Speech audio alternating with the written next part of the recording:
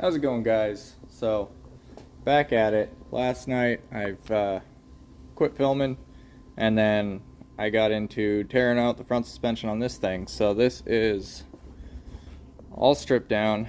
So I need to steal the suspension out of that car. And just to show you how light this thing is, here we go.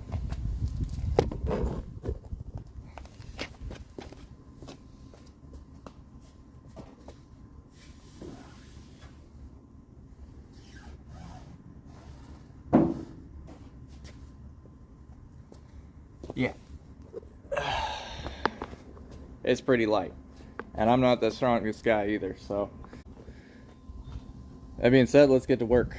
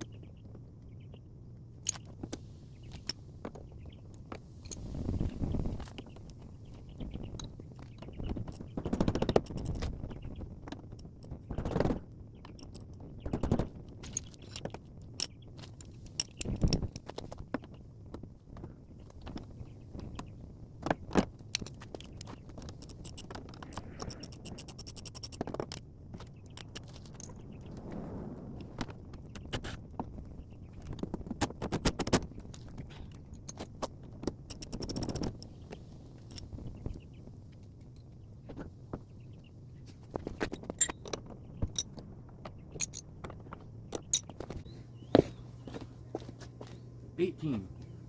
It's supposed to be a 17 or a 19. Who put this car together?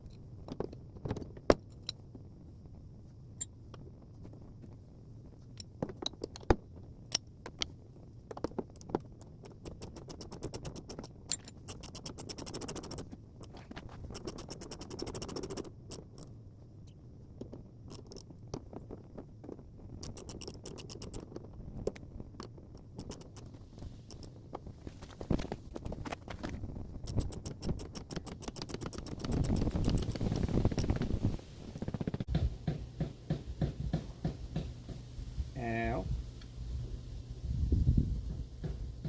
Either bit me or a sliver.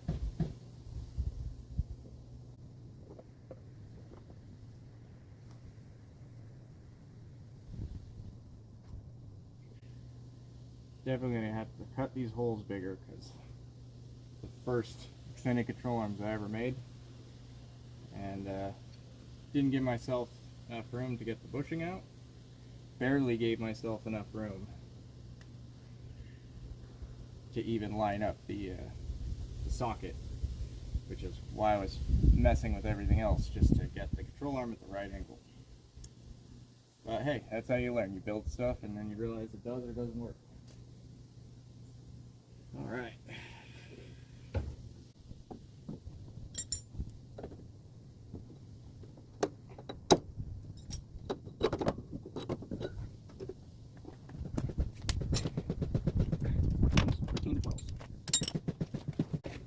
Aren't 14s,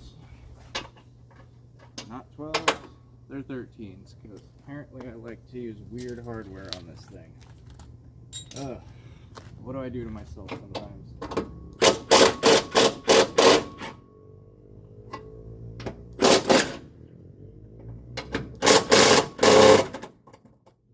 That one's wet. Okay.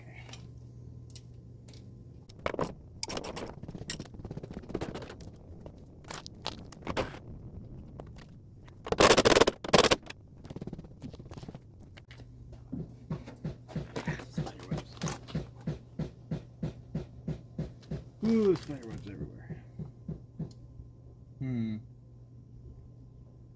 Uno momento.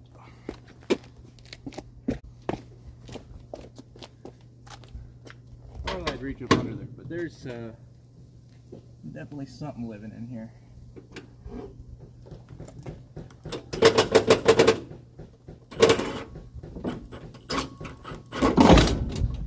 Got it. A little rougher than I wanted to, but there we go. A very old homebrewed coilovers. All right.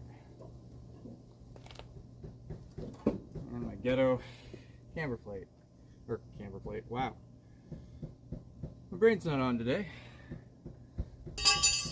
Strut tower brace. Okay. That's one side done. So the next step to making these fit, I had to take the top of the camber plate off of those, is getting these to fit, because these I got specifically for an E7 chassis, so bolt spacing is even. These two holes line up with AE71, AE86. I think there's a third pattern as well, but can't remember. Either way, two of them line up. This one on the 8.6 is out here a little bit. As you can see, the edge of the hole right there. So all we got to do is line this thing up with a punch. Maybe a little better than that. And punch it.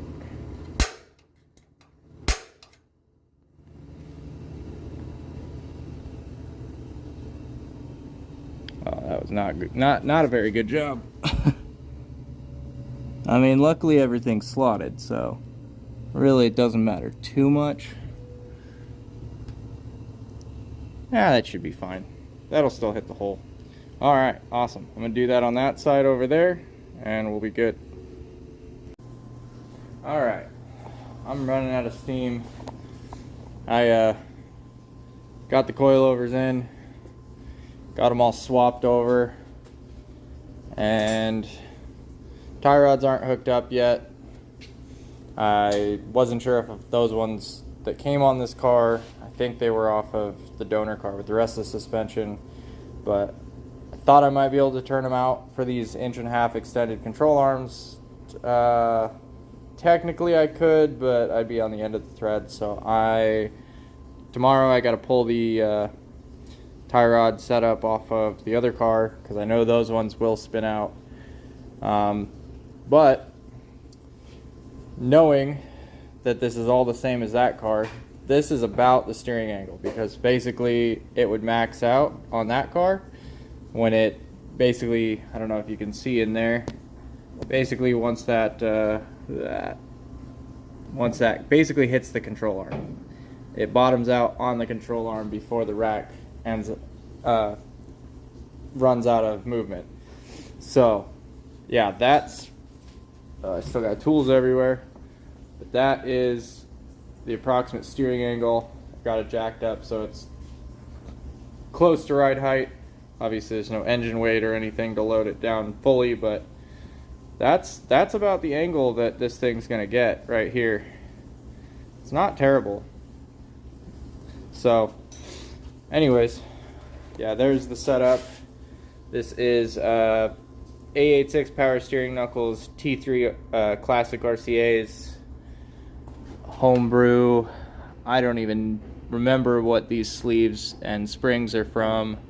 And then T3 top hats, and this was just a homemade setup I did, and these are 8.6 knuckles. I got the calipers over there still. Got some steel braided lines I'm going to put in.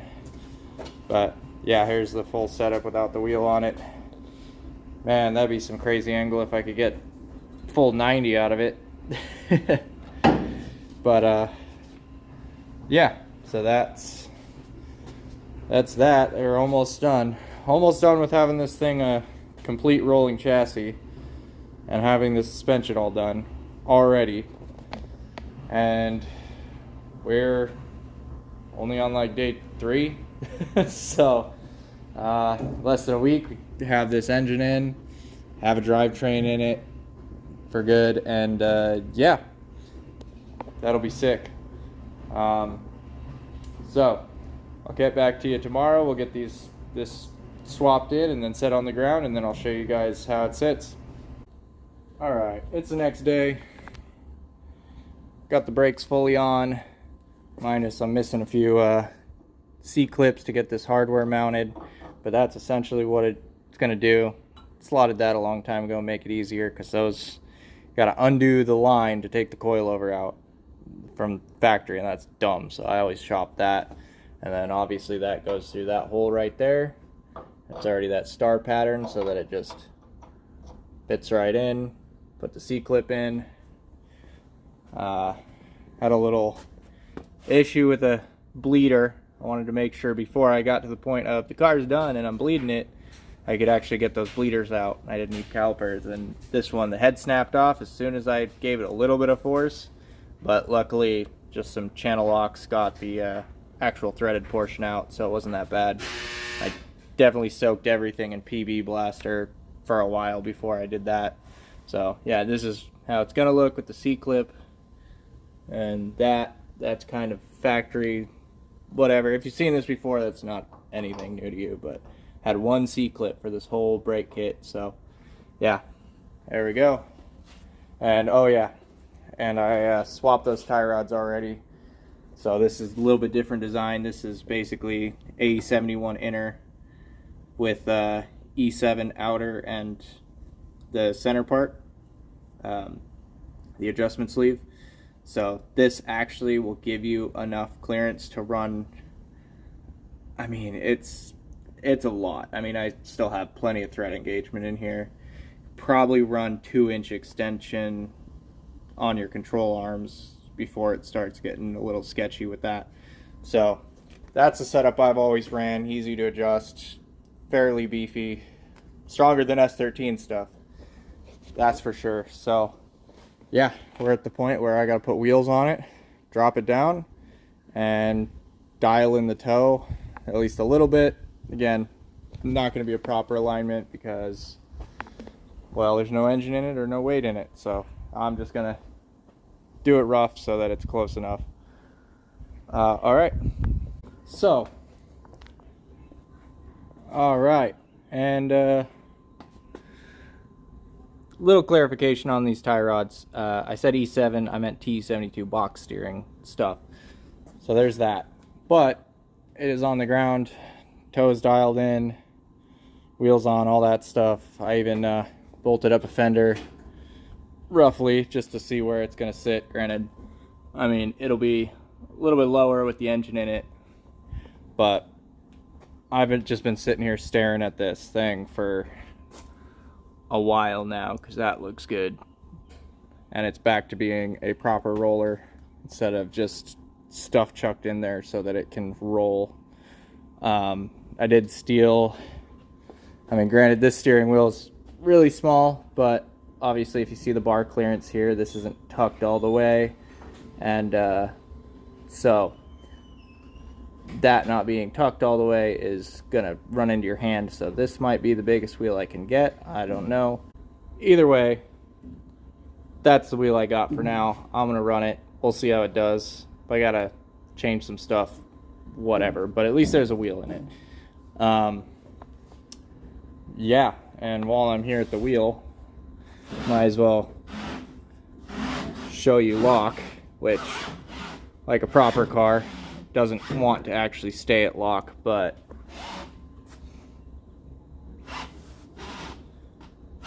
like I said, that's that hitting the control arm, that steering knuckle. I'd like to throw in a set of steering knuckles that match my my other car, because those are lower Ackerman, a little bit shorter throw, because yeah, that's, and you just saw it return a bit too, so it's not terrible. But as you can tell, obviously with the Ackerman, these wheels are not straight. Doesn't really come out on camera actually, but I mean, that one, just from this view, this wheel's pointed off this way, and that wheel is pointed off that way. So again, things that for a drift car might be a little bit better. I know some people love running the stock Ackerman setup, but on these it wears out your tire a bunch, and with low power you end up scrubbing a lot of your speed on the front end.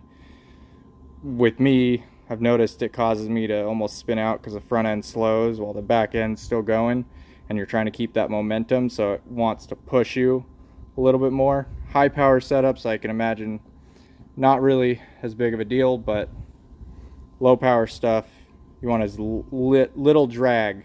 Again, driver preference, but for me, I want as little drag on the front as possible, so no scrubbing like that. But yeah, that's yeah, here we go. Now you can really tell that Ackerman difference right there. I mean, that wheel's pretty tilted, and then that one not quite as much. Plus you can see just how much clearance you really have versus there's that basically touching. So that's one thing I'm gonna fix. Thinking I might just call this another video for you guys, get this one out, a couple back-to-back videos for you, new content for this. I would throw the engine in, but it's a few little things that I need to do first, like this whole section. I realized that never got painted, that exhaust bracket. Obviously this leaked down, kind of ruined the paint there, so I got to retouch up that. And then the tunnel isn't terrible, but there's a couple other panels that I welded way in there that definitely need some paint on it first before the transmission goes in. And then the other thing is, if you noticed on the other video, I've got this remote oil mount kit, which on my hard body I ran it because getting to this spot on the oil filter with everything under there was a pain, plus you couldn't run the bigger filter on it. With this the way it is, I'm pretty sure I could just run it straight, but I've never really liked these. They drip straight down, the cross members right here, it gets oil everywhere, it's a mess.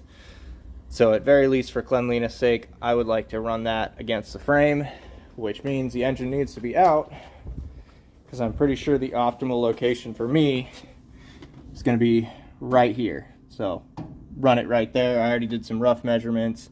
Should clear the starter. Starter sits a little higher, so I'm further back. Should have just the right amount of space. Just kind of tuck that up right there and keep that out of the way. So like to do that. I need to drill this. I would rib nut it, but I don't have a good rib nut set, and I've got a welder, so I could just basically weld some nuts straight into the chassis there, which obviously means I'll need to repaint that as well. Again, I mean, it's mostly good, just a little dirty. It's an engine bay.